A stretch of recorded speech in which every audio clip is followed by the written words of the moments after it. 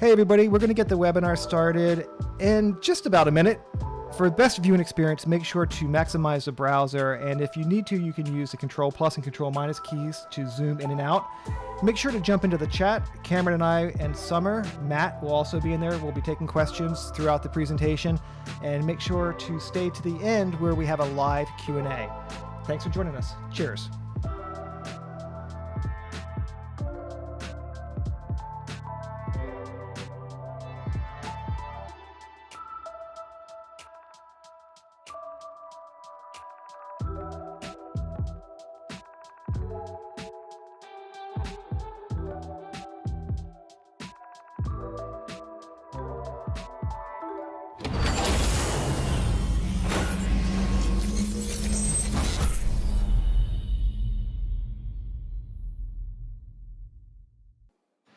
Hello everybody, welcome to our next Unreal webinar. My name's Darryl Aubert, and today we have Cameron joining us from Microsoft. We're going to be looking at what it's like to work with Unreal Engine and the HoloLens 2 to create a mixed reality experience. This is a pretty high-level overview, so at the end of the presentation you should have a pretty good understanding of what it's like to actually do mixed reality development work inside of Unreal Engine for the HoloLens 2 device. Hope you guys enjoy it. Cheers everybody. So the first thing that you're going to want to do is go to the Microsoft GitHub page and find the Mixed Reality Toolkit for Unreal. On this page, you're going to get everything you need to create a Unreal Engine-based mixed reality experience on the HoloLens 2. And the main things that you want to grab are the UX tools for Unreal and the graphics tools for Unreal. These are going to work in conjunction with the plugins that ship with Unreal, so the HoloLens 2 engine plugin and the Mixed Reality engine plugin. So with that stuff downloaded, let's jump over into the editor and check out our project. So this is what the finished project actually ended up looking like, and this is using all that example content that we previously downloaded. We just imported in the PC components into that project. And it's comprised, again, of those UX tools, examples, and content. And those are going to be primarily for building the buttons and sliders and getting all the hand interactions and things like that hooked up. And then, of course, we're using the graphics tools example content. And this is stuff that's slightly more complex. That's going to give you improved visual fidelity for your mixed reality applications, while staying within the performance budgets of the HoloLens 2. And there's some really fun things in here like proximity lights, as well as some really beautiful materials that are very, very fast. And this MGT default lit is actually the main material that we're using to get the overall look and feel of that PC.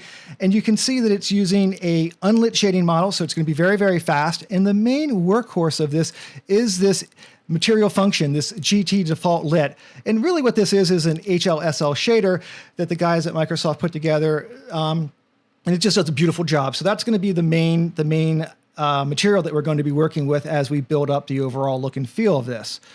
So obviously we imported in geometry into the sample project, and that means everything was kind of set up. But if you had your own project and you wanted to go ahead and start to do mixed reality with it, there are a few things that you'd want to set up in that project. So the first thing you need to do is go into the plugins, and in the plugins, if you just search for mixed,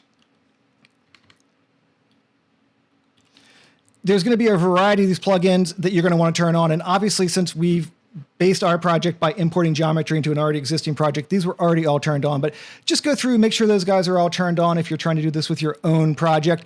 And then there's some project settings that you're going to want to turn on and off that are pretty essential, pretty important. So let's go ahead and just jump over into project settings, and I'll show you a few of those. So first one that you're going to want to make sure you have turned on is the forward renderer. So the HoloLens 2 is always going to use the forward renderer. By turning this flag on, it's going to basically make the desktop version of the editor also use the forward renderer. So you kind of want to do that so that you have a match and look.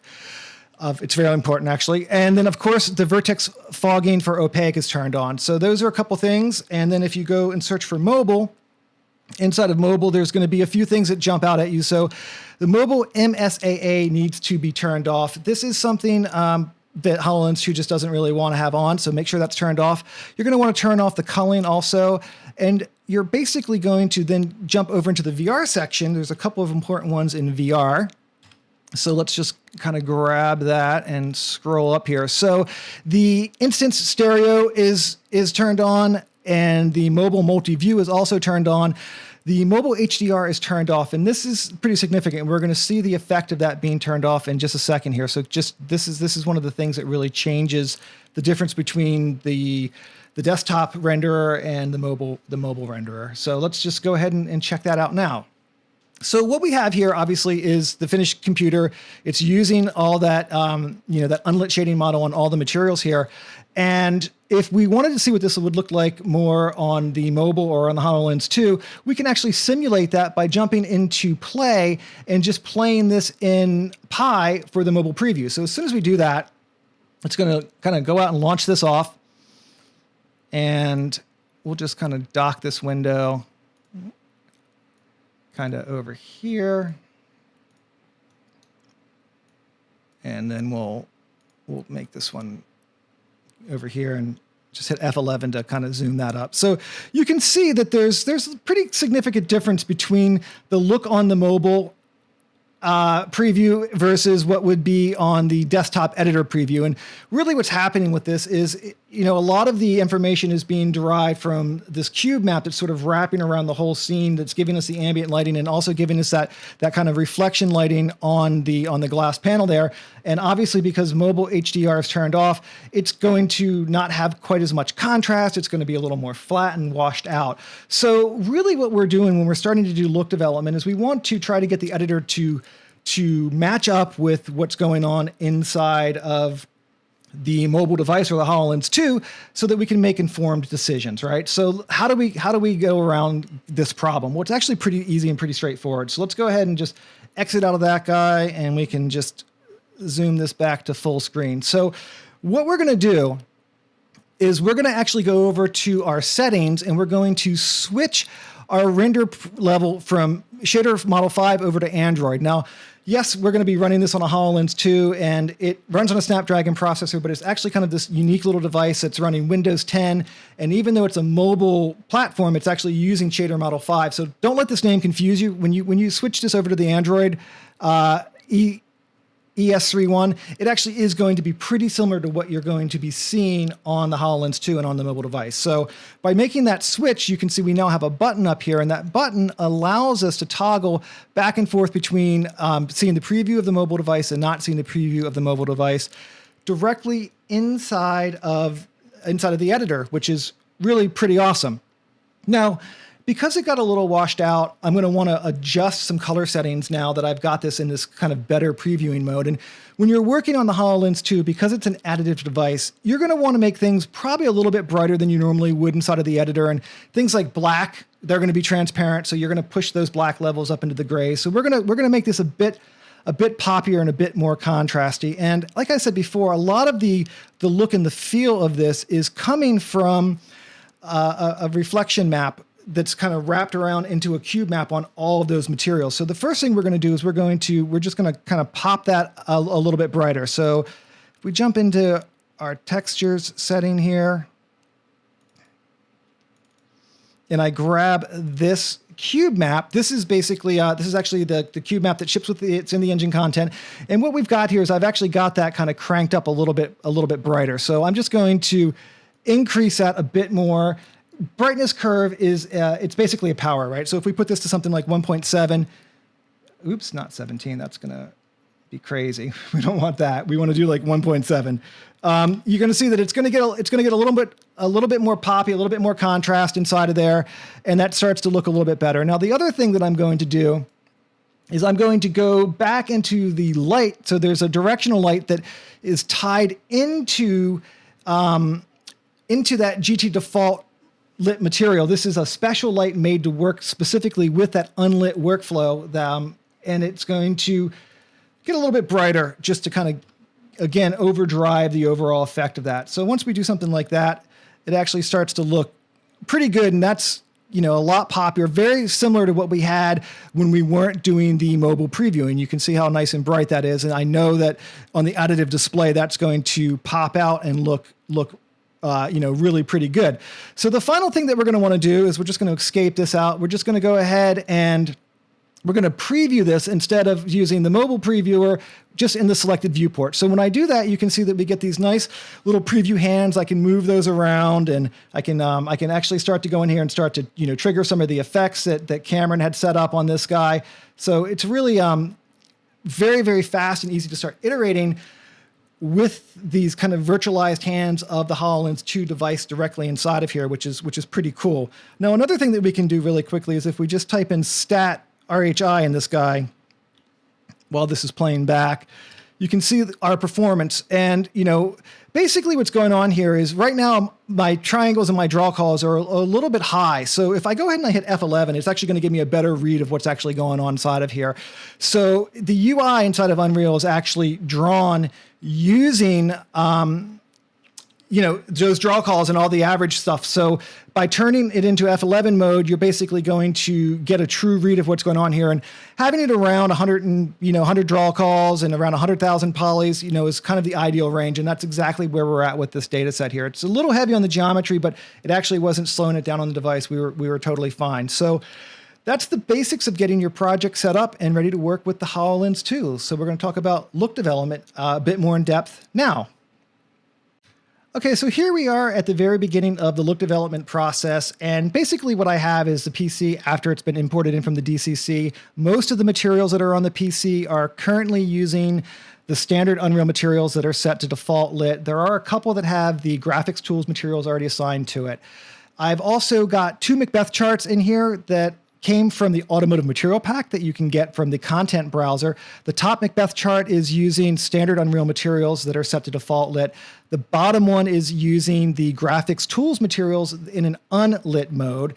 And I've got a simple lighting model in here. So it's got the skylight with the cube map piped into it. So that's going to give us sort of our ambient light. And then I just have a little bit of a directional light in here to give a little bit of warmth and a little bit of pop. So a very simple basic lighting model that's going to look good on the HoloLens 2.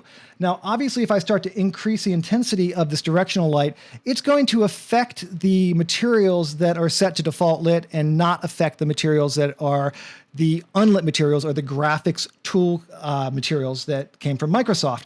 So what we want to do is ultimately we want to get this PC all dressed with the graphics tools materials, but I just wanted to show you kind of the basic lighting workflow and share with you a few tips and tricks along the way to kind of help you guys out. So with that done, the first thing that we want to do is obviously this Macbeth chart on the bottom does not have a directional light hitting it. So let's go ahead and get that directional light that works with the graphics tools added in. And this is easily done by going to the place actors and just searching for GT tools. You can see that there's proximity lights and directional lights. So we'll just drag and drop this in there. And it's a little bright, so we'll just put that down to a value of 1. And I want to get these guys to kind of copy the rotational value off of this light. So we'll copy that, and then we'll just paste it onto this guy so that they're kind of in the same angle. So these Macbeth charts now are starting to look a little more similar. And really the idea is to use this Macbeth chart to go ahead and really dial in that lighting, get your base lighting set. And this is pretty easily done using the Pixel Inspector. So if you go to the developer tools and bring up the Pixel Inspector and we start to play this, it's going to give me just coordinates and not really kick back any color information.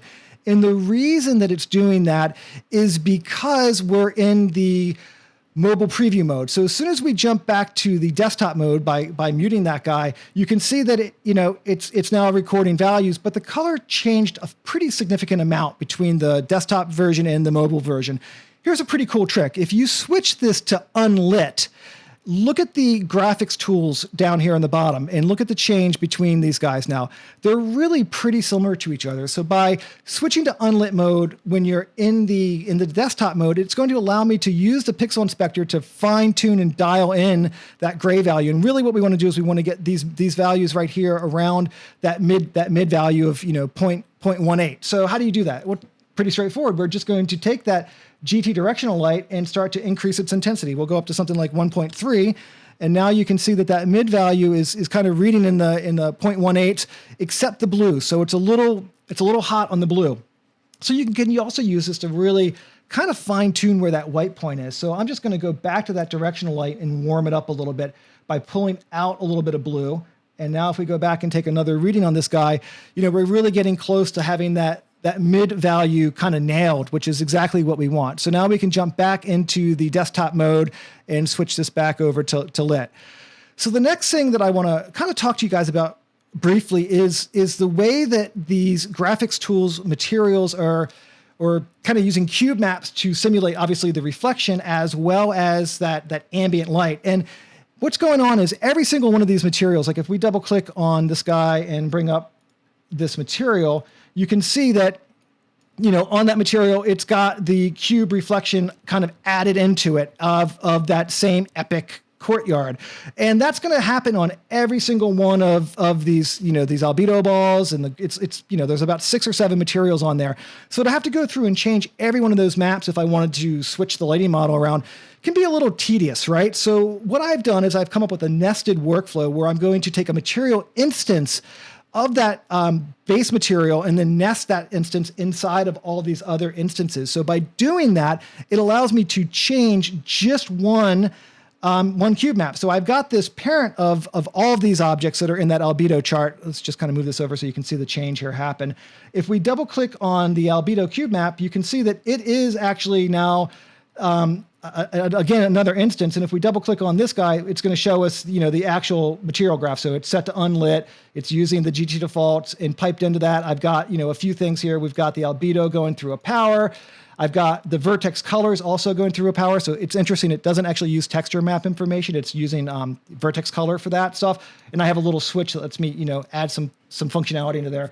But for all practical purposes, you know, this cube map that's part of this guy is what's being referenced in this initial instance. So by changing that one cube map on the albedo cube map, like if I just go and change this guy, like, I don't know, we'll just search for cube and I'll grab this, this HDR here. You can see that, you know, in one click, I was able to update seven or so materials. So really, really fast, easy way. And then if we just type cube again, we can get back to this guy right here. So with that done, let's go ahead and close that down. Let's just exit out of that guy and let's just sort of zoom back out here. And you can see that once that mid value is kind of set, everything just sort of sorts to come together. It starts to look really, really pretty nice and pretty good. So the next thing that we want to do is we want to start to build up some more materials on this PC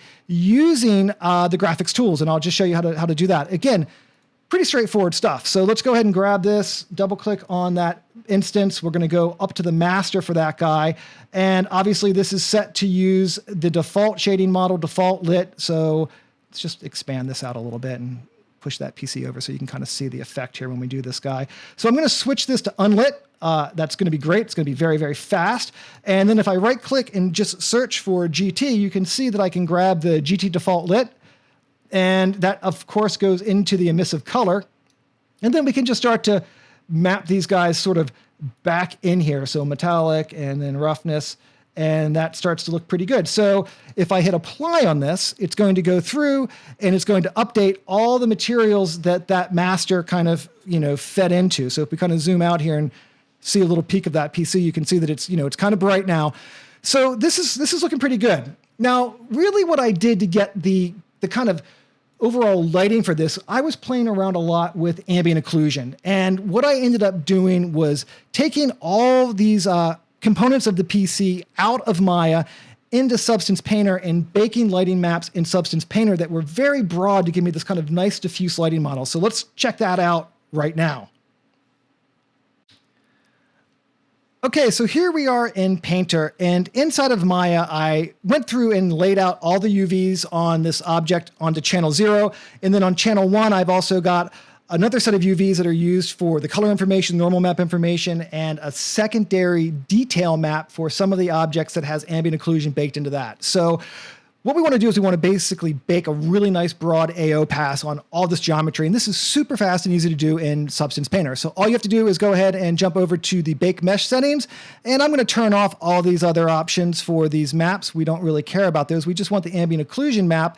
And I'm going to bake that out for all the geometry in my scene. So you can see it's going to go through and in a matter of seconds, generate this really nice AO pass for me. And if we just switch this over to view here, you can kind of get a sense of, what's going on with that. So that's really what's going to give me that very nice diffuse lighting model, which looks really, really good in the device, in the HoloLens 2. Having this sort of global illuminated AO feel to the holograms really makes them feel, pretty awesome, actually. So let's go ahead and jump back over into Unreal and check out what those maps look like once they get applied. So let's go ahead and just jump over to my textures, and in my AO Painter, you can see there's all the texture maps. And what we're going to do is we're going to go ahead and just go back into that PC White master material. And in that guy, I'm going to just drag in this AO map into the ambient occlusion. And it's worth noting that, like I said, it's using the channel 0 for that map. So we're going to go ahead and just drag and drop this guy into the ambient occlusion spot.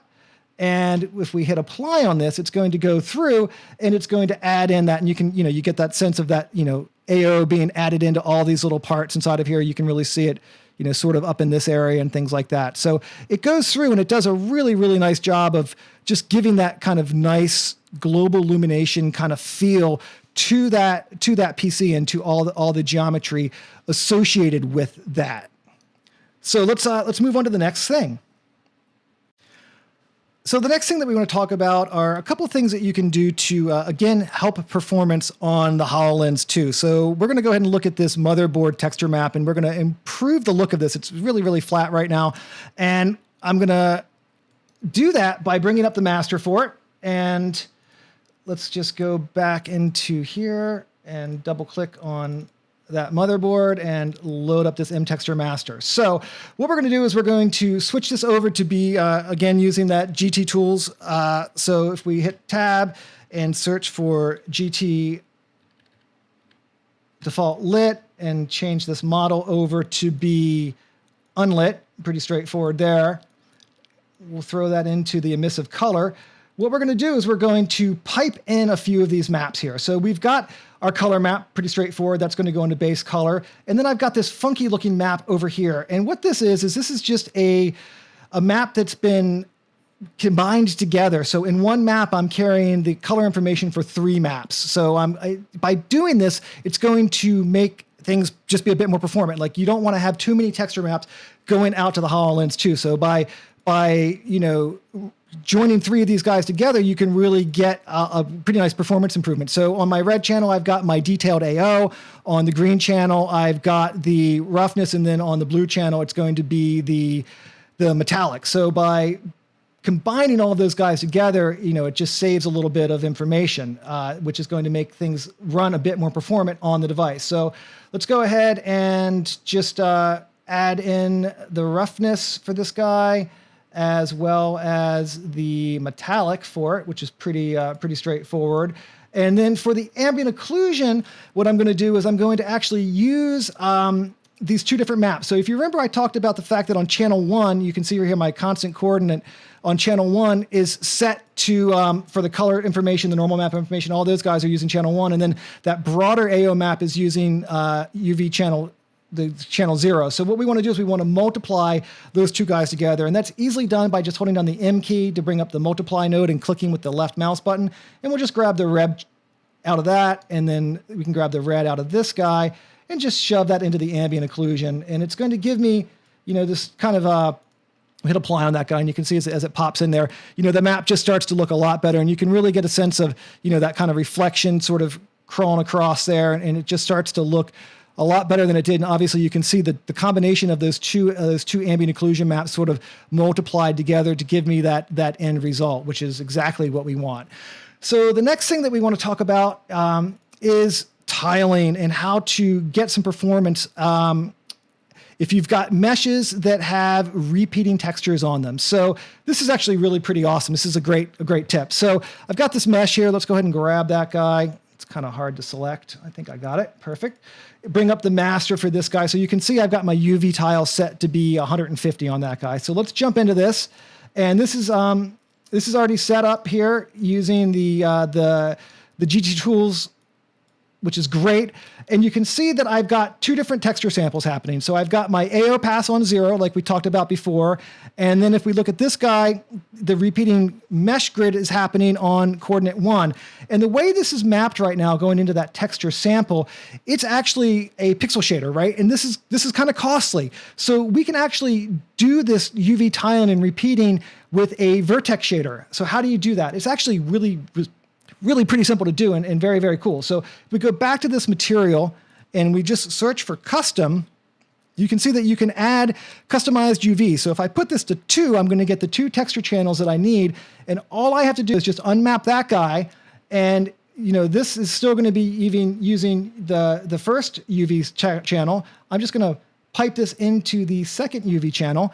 And just like that, now if we hit apply, that's going to tile and be much less costly because it's doing it at the vertex level instead of at the pixel level. So really, really fast, very, very easy workflow. So those are a couple little tips and tricks to get more performance out of your rendering when you're working with Unreal and HoloLens 2. So final thing that we got to talk about super quickly, we're running out of time, is just what the Variant Manager does and how that is going to get handed off into Cameron, so he can start building up some more complex UI elements. Let's jump over and check that out right now. All right, so what I'm going to do is I'm going to get out of this look development level and get back into the more finished level that we kind of saw at the beginning here, so you can get a sense of what what this really does look like inside of the editor. Again, we're using the mobile preview, and it really does kind of look.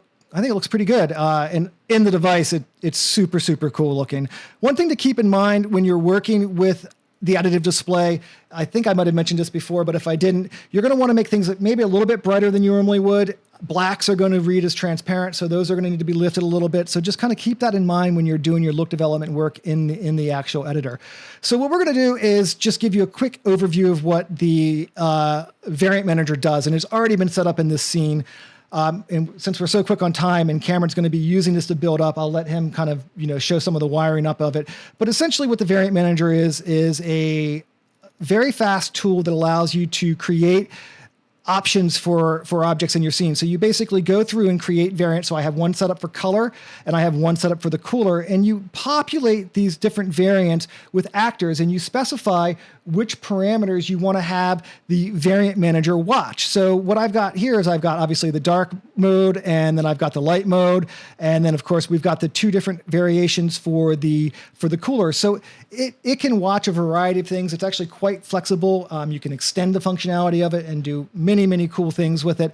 So obviously we've got the air cooler already on, and if I click on the liquid, we could obviously go liquid with the dark. So these are the options that are the kind of set up inside of here. And again, it's just a matter of kind of dragging in the actors, specifying, what parameters you want. You could say add a property, go through and pick any of these properties, and then those will be also watched by the Variant Manager. So super easy, fast, straightforward tool to work with to build up these very complex relationships. So with that done, I'm going to basically hand it off to Cameron. He's going to take over and build some really interesting functionality and kind of use the Variant Manager and help him in building out that UI experience. So thanks again, everybody, and over to you, Cam. Cheers.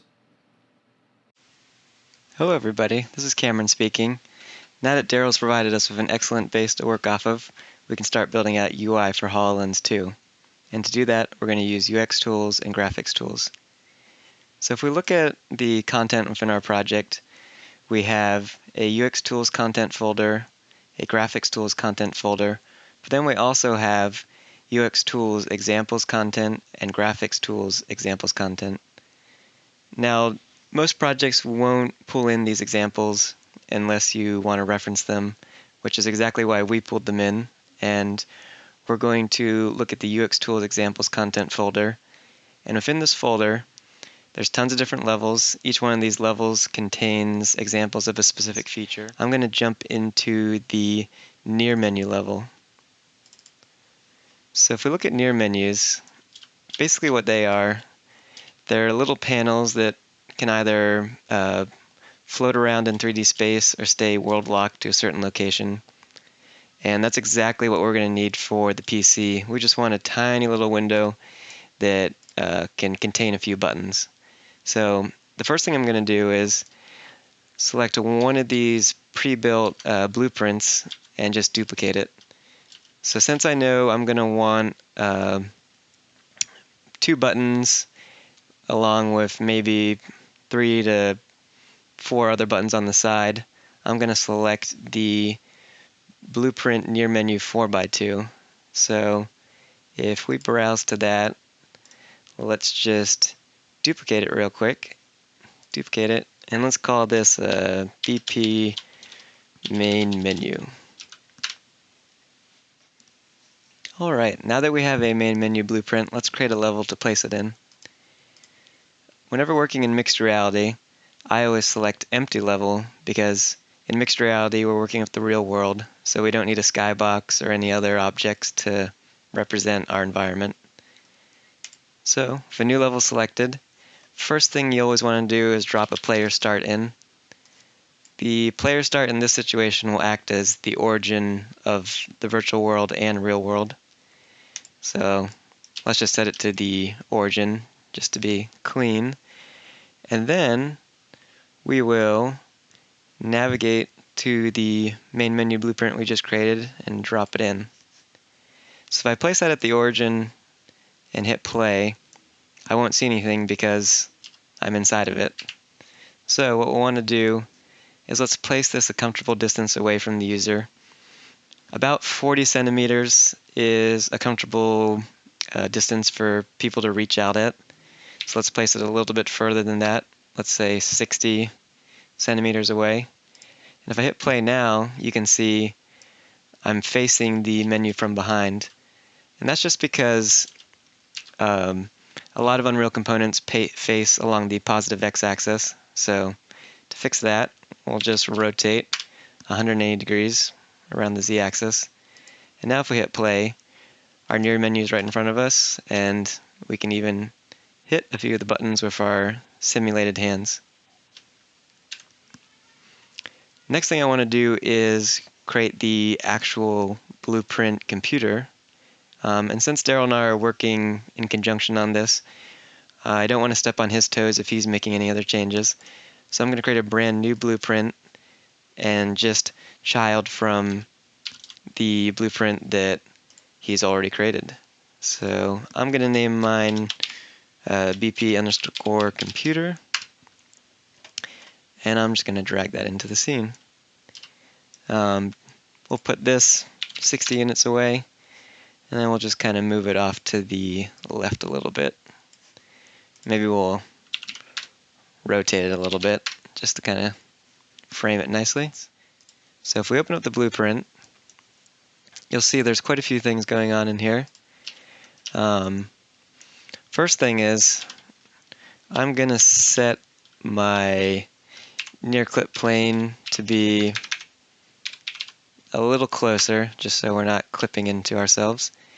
And this menu contains a few components such as a backplate, which is this blue background that our buttons sit on. Some grab dots just indicate to the user this is a grabbable surface. And then we have this button. So this is a toggle button, and it allows us to pin and unpin the near menu. And what we mean by pin and unpin is that basically toggles this follow component. What the follow component does is when it's not active, your hologram just sits in space and hangs out wherever it currently exists. But when the follow component is activated, the menu will move towards you and kind of hang out above your waist and always tag along with you. And that's great for situations where you need to maybe walk across a room and you don't want to have to carry your UI with you. It'll just follow you along. Another great thing about near menus is if you did want to carry them across the room, they have what's called a generic manipulator component on them.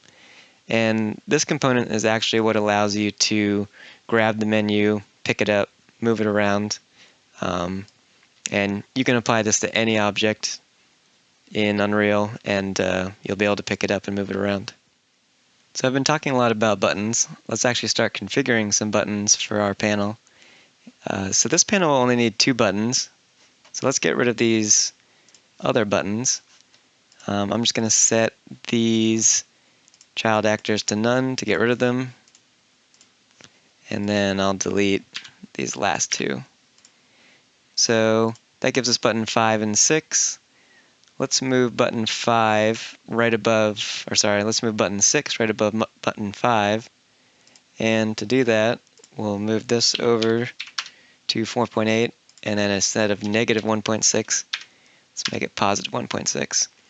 Remember, these buttons are 32 by 32 millimeters, so that's where the 1.6 comes from. It's half of 32 millimeters. So now, let's give these a name that means something. Let's name this one Explore, and let's name this one Config. All right. And then, if we go into the child actor template, we can actually label the button here. So this one is Config, and this one is Explore.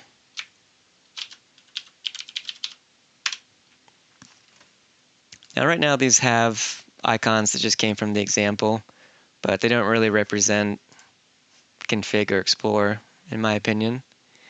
So let's go and look at the label brush. So, sorry, the icon brush. If we open up the icon brush editor, every icon on a button is just a glyph in a font. So you can pick any character you want. I think for config, let's do a bunch of sliders. That makes sense. And then for explore, maybe, I think this compass makes sense for exploring.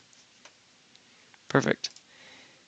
And one last thing I'm going to do is right now, this child class is just using the normal pressable actor. I want these buttons to have state. I want people to be able to tell if they're on or off. And fortunately, we have a few button types that can do that. So right now, we're using the normal pressable button actor, but we have a check button, radio button, switch button, and toggle button. What I want to do is use the toggle button. So I'm going to switch both of these to be toggle buttons. Let's compile, save, and let's hit play. And you can see how toggle buttons are different than normal buttons. So now when I press these buttons, they get this kind of light blue backplate on them. And that's exactly what I want to do to relay to the user that this button is toggled on. But one problem is both buttons can be toggled on at the same time or toggled off. And I always want to have one button on and the other button off.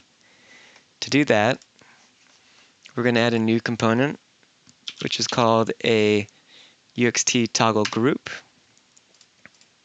And UXT toggle groups, they take an array of buttons. So let's take our first button, config, and our second one called explore. And we can give it an initial selected index.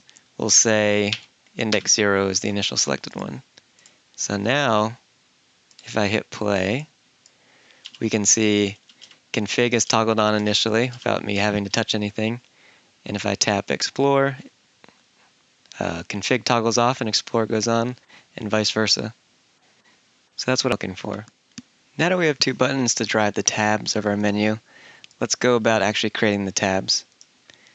To do this, let's look back at the main menu, and we could just throw all the UI components into this blueprint, but this blueprint might kind of explode in size pretty quickly and get out of hand. So what we're going to do is create another child blueprint that's going to act as the first tab, and then another child blueprint which is going to act as the second tab. So first thing, let's create a new blueprint. We'll just inherit from actor. We'll call this bp_config. And the first component I'm going to add to this is the UXT UI element. And let's just make this the root. So UI elements, they are kind of a utility class that help us group UI into, I guess you could say, almost folders. And they have a nice library of functions such as hiding UI from being visible and interactable to either or, so being visible and not interactable or interactable and not visible. So we're going to use this functionality later, but for now just think of this as a container around a bunch of UI. So next, let's add a child actor. And let's call this, we're going to have 4 different config buttons for our PC. We're going to have light, another child actor. Oops. Let's add another child actor. We're going to call this one dark. And then another one for air-cooled, which is called air. And then another one for liquid-cooled, which we will call liquid. Okay. So, first thing we're going to do is we're going to make the light and dark buttons toggle buttons.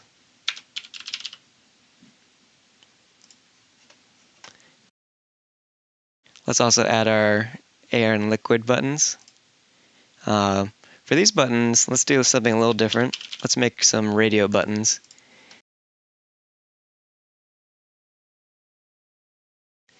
These light and dark buttons, let's give them an icon that actually shows the color of the object. So I'm thinking for this, we'll just make a little dot, which kind of shows a color palette.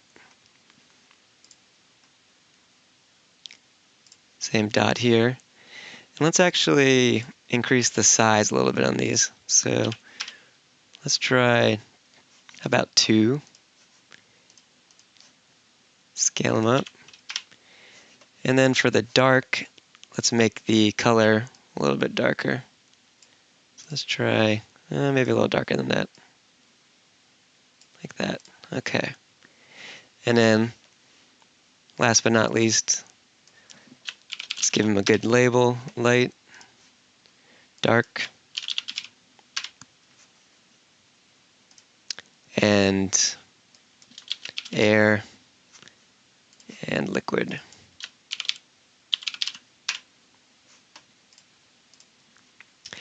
And since we don't want to be light and dark at the same time, or air and liquid at the same time, we're going to add some toggle groups.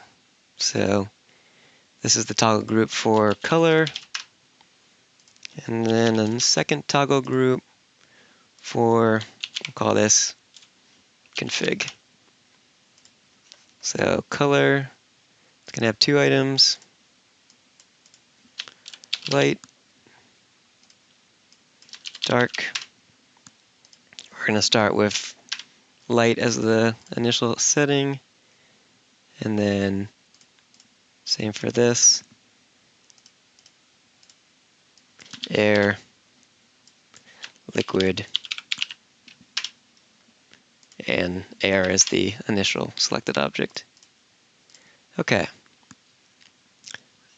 so now let's set up our child actor for our tab. Oops, I put that in the wrong spot. Delete. We want this under the scene root. Child actor. Okay. BP config. So now these buttons all live on here as their own little child actor. Now, what I want to do is show this tab when config is selected and hide it when explorer is selected. So to do that, let's jump into our event graph. And remember we made a toggle group for the explorer and config buttons. There's an event called onGroupSelectionChanged. which we're going to use. And this event gets fired whenever explore or config are pressed.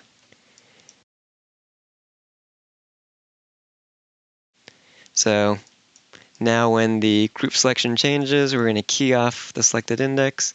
When it's 0, we're going to show the config tab, and when it's 1, we're going to hide it. So let's compile and save, and let's run this. So already we've got light selected and air selected. Now if I tap explore, it hides, shows, hides, shows. Awesome, so that's working. So now that we have our main menu layout set up, let's actually make it drive something on the PC. Let's try to change the color based on these two buttons. So first thing, let's open up the computer blueprint. Let's make a new function called toggle, too many G's, toggle color. And it's going to take a color index as a parameter. Then for now, let's just print hello to make sure we're here. Well, let's print the index. How about that? All right. Now, this function needs to be called from the main menu. There's a few ways we could do that. Could use event dispatchers or blueprint interfaces, but to keep stuff simple, let's just do direct actor-to-actor communication.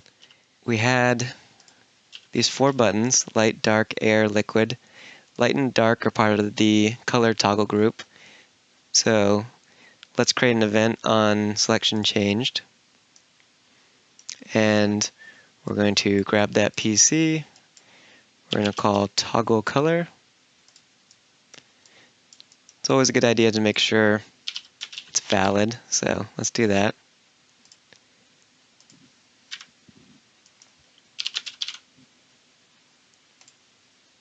So if the PC is valid, we're going to toggle the color, and the index is actually going to come from the selected index. So we're going to pass in 0 when it's light and 1 when it's dark. All right.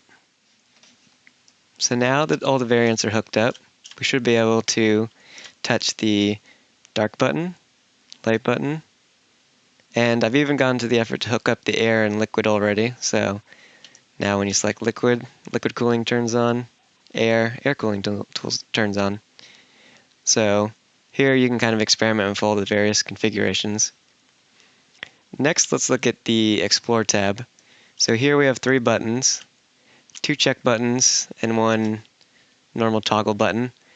The check buttons are used simply for turning features on and off. So we can show and hide the glass on the front of the PC, or we can animate the fans on and off. And last but not least, the placement mode. If I turn that on, doesn't look like much changes, but I'm now able to grab the PC and move it around. And this will actually use the spatial mesh on HoloLens to help you place the object in the real world. Let me explain a little bit more about what all these buttons do and what that means. So if we open up the Explorer tab, there's a little bit more going on here than the other, but don't worry, we'll kind of go through this step by step.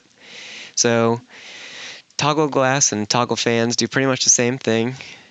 They grab the show glass child actor, which in this case is a check button actor, casts it to a UXT toggle state component. Sorry, it doesn't cast it, but grabs the UXT toggle state component, and then simply binds to the toggled event. And that toggled event just calls this custom event, which grabs the PC and calls a function called toggle glass. And that function simply just turns on and off a static mesh. Toggle fans is the same thing. Cast a child actor to a toggle state component, and then bind to the toggled event. And this calls toggle fans, which turns on and off a few animations. The real meat of this script is the toggle placement button. So what this does is same thing, grab the toggle state component, bind to an event, And I should mention this is all happening on begin play, so we do this once. And what we do is called toggle placement.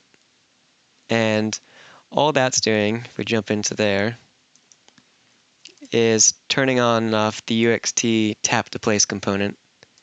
So this tap to place component is pretty handy. It allows you to simply tap on a hologram, and that hologram then floats a fixed distance away from you and will interact with the spatial mesh. The one thing is, though, we need to turn on the spatial mesh. So to do that, we call start AR session or pause AR session with a specific AR session config. And then we loop through all the spatial meshes and turn them on or off. And this definitely needs a little bit more explanation. So let's look at this AR session config. So if we look at the session config, there's a few options in here. First one is generate mesh data from track geometry. So what this does is it tells HoloLens to use its various sensors to scan the world around you and generate meshes for the real world. So it'll generate messages for tables and walls and floors and ceilings. This next checkbox simply says, don't only generate meshes for things to render, but also generate collision meshes for us to collide with. And then I'm just saying, let's render the mesh as wireframe, and my quote-unquote wireframe material is simply just an unlit material that returns a nice blue color. So when I say start AR session in the config tab, I'm using this config file to say, hey, start scanning the room, or pause, stop scanning the room. These are all using Windows MR. OpenXR is coming out in Unreal 4.27, and toggle AR capture will be the preferred method to do this. So once I've turned scanning on and off, the next thing to do is to toggle the spatial meshes on or off. And I have this kind of array of spatial meshes, and you're probably wondering, where is that coming from? That's coming from this component called AR Trackable Notify. This is a built-in component. And when you add this, it has three events which are useful. So there's events for adding new track geometry, updating, and removing. So I've subscribed to all three of these. When we add new track geometry, I simply push the track geometry onto this spatial mesh array. When we remove one, I remove it from the array.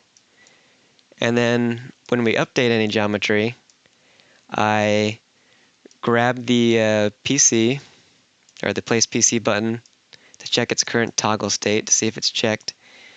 And then I call this toggle spatial mesh function, which I wrote.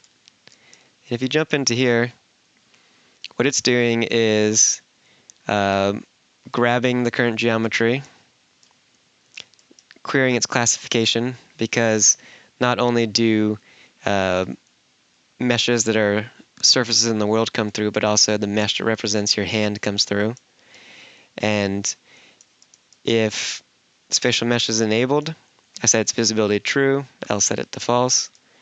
And then if it's a hand mesh, we always want to disable collision on the hand mesh, just because we don't want the hand mesh to be colliding with any of our interaction raycasts. So no matter what, if it's enabled or disabled, we disable collision on the hand mesh based on its object classification. So unfortunately, this button doesn't really show much in the editor, but once we launch to HoloLens, I'll show you what this button does, and you'll be able to see the spatial mesh pop up and how we're able to interact with it. Now that we hooked up our UI and we have the PC built, it's time to test on device. Now this takes a little bit of time to package, but there's a few other options, such as holographic app remoting, which streams your editor view to HoloLens, and the HoloLens will send back sensor inputs. But this doesn't always give you an accurate depiction of how your application runs on device. So it's best to go to File, Package Project, and Package for HoloLens. I normally just save it to my desktop, and now Unreal will start generating an AppX for HoloLens. And once you have that AppX, you can simply sideload it. So now we have everything running on HoloLens 2. I can select the Explore tab, hide the glass, and move our panel over so we can click on a few config options, change the PC to black, get a closer look at all the details, jump back, switch to liquid cooling, and then get another peek at what the liquid cooling config looks like, and jump back to our lighter color scheme. Then I want to place the PC on the table, so I'm going to go into placement mode, which shows the spatial mesh. At this point I can grab the PC and just aim it towards the table, and then tap to place it.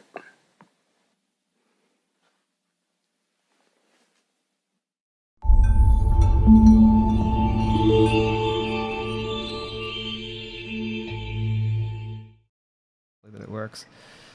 Hey everybody, that was really awesome. Thank you so much, Cameron, for the amazing HoloLens 2 demo. Learned a ton working on this project. It was really, really cool. Hopefully you guys can hear me. We've been having some issues with our Zoom call being broadcast back out through OBS. So if for some reason when I'm talking or when Cameron's talking, you guys don't hear us, we're going to go ahead and shut down OBS and start it back up. So just a little FYI. So we only have about 5 minutes left for questions. Thank you everybody for taking the time to join us. We really appreciate you being here. And thanks for the great questions in the chat. It was fast and furious there for a minute. Cameron, any of those questions jump out at you that you saw in the chat that you want to talk about really quickly? It's a good question. Can everybody hear me? Eye tracking. That was the question. Eye tracking, yeah. Eye tracking. That's a good one. We'll know in about 30 seconds if they hear you or not. All right, perfect. We'll holler at us if you're not coming through. Yeah, eye tracking, the API for eye tracking is pretty simple. You can pretty much just query the direction somebody's eyes are looking at. You can't query each individual eye, but you can query the combined gaze vector. So that's pretty simple to get that value, but then there's a lot of design nuance into like how you make your holograms non-distracting so your eyes aren't jumping around the scene. So that could be something we could kind of explore in a future talk or webinar. Interesting. So another question that came up a couple times was talking about performance and the bandwidth. Like where do you draw the line with some of these? So the asset that I was building out was around 130,000 polys. It seemed to perform really well on the device. It was about 100 draw calls, about 120 draw calls with the hands and the scene and some of the UI elements. So I think that's probably right around the edge of where you want to be. Yeah, we were right at the top level, I would say. It's hard to give exact numbers just because it depends entirely on your scene and there's so many different variables. But I would say as a starting off point, try to aim for like around 100,000 polygons or less, under 200 draw calls. And then if you're seeing a frame rate dip when you get close to your holograms, try to limit your materials so that they're under 100 instructions in the pixel shader. Okay. Well, those graphics tools materials really do look good, and they're super lightweight. Like that was definitely interesting. So there are other avenues that you could go down. Like you could still use the Unreal materials, and I think like you said when we were working on it, if you put that to fully rough, that becomes pretty performant. Exactly. Yeah, if you use the default lit material, make sure you check fully rough. You'll lose things like specular and reflections, but you'll get a cheap material out of the other end. Excellent. And then you could also use like the Unreal Light Baker. Like for this one, it just seemed in the hologram in the device when you were looking at it with just those kind of really kind of broad AO calculations on there. It just seemed to it just worked. I wish you guys could see it in the actual device because it's pretty interesting to see these displays happen. For sure. Yeah, we'll try to release a AppX so everybody can try on their own HoloLens if they have one. Yeah, exactly. That'd be super cool. So unfortunately, we can't give away the Unreal project because we don't own the rights to the models. All that model, most of it came from TurboSquid, and it was just kind of kit bashed together, and then, some poly reduction and some UV work done in Maya on it. But it was pretty straightforward to get to that end look and end result. So there were a couple questions in the first session about remoting, and a couple in this one also. So we didn't mention remoting. There is the mission to Mars, or not a mission to Mars, the Saturn V rocket that's on the Epic store. That is a pretty good example of remoting. And Hmm. what's your take on remoting? I think remoting is great for two things. First is just improving iteration times. So you can just hit a button and instantly you start streaming what you see in Editor to your HoloLens without having to package and install, which takes time. Then the second thing is if you have a super high fidelity scene that you just absolutely need to see on HoloLens, say it's a big architectural model or CAD model, you can have your PC do the grunt work of rendering it and then just stream the image to your device, which is great. Nice. Or we all need those HP backpacks, Yeah. walk around with that and stream to the HoloLens through that HP Yeah. backpack. That would work. So, a couple other questions. What's the development look like for these tools? Like obviously on our marketplace, there's just one component of it. I went to the GitHub page. There was two components of it. It seems like something that's continuing to get developed. Maybe you could give a bit of Hmm. insight on where the direction's going. Yeah. So UX tools and graphics tools, which we covered in today's webinar, are all part of the Mixed Reality Toolkit for Unreal. And Microsoft's very open source friendly, so we put all the source up on GitHub, and that's probably the best place to post any issues you have, or if you want to check the latest version. We're constantly now pushing up our kind of interim development builds up there. So that's kind of our strategy, and we're going to keep updating it as long as possible. Nice. Well, these webinars are designed to be, broad and very high level, kind of giving you guys an understanding of the concepts. They're not meant to be, curriculum based, very, very deep training. We do have a online learning team that does do curriculum based courses, and I know that the Microsoft crew is working with the online learning team to get some courseware out there on HoloLens too. So make sure you go to the online learning to stay up to date with that. We like to do these webinars about once a month, so we're going to continue to do that on enterprise topics. I'd like to thank Summer and Cameron, Matt and Annie all for helping us do the webinar, and thank you everybody who took the time to spend an hour with us today and stayed to the end for the chat. We really appreciate you guys. We had some awesome questions that kind of came up through the chat, and I think that's pretty much it for me, unless there's some closing thoughts for you, Cameron. I think we're kind of done. Yeah, no, thank you everybody for coming. It's great seeing everybody's questions, and yeah, look forward to learning more. All righty. We'll hope to see you all at the next webinar. Cheers, everybody. Bye.